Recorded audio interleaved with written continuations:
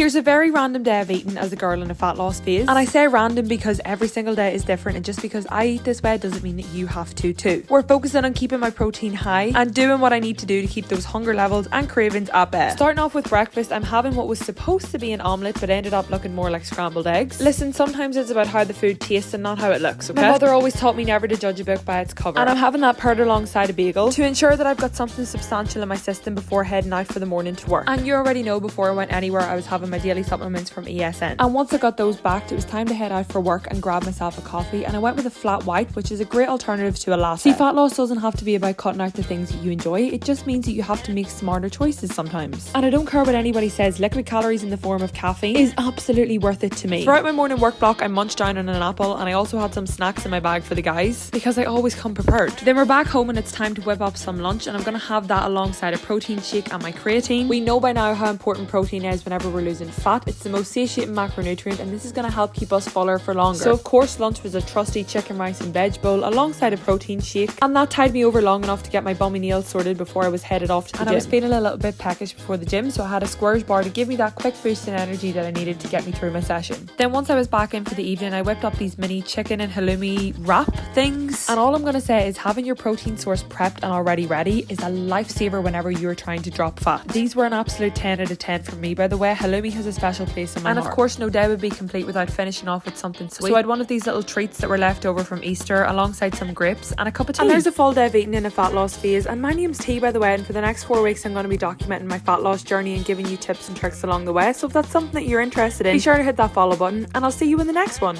Bye bitches!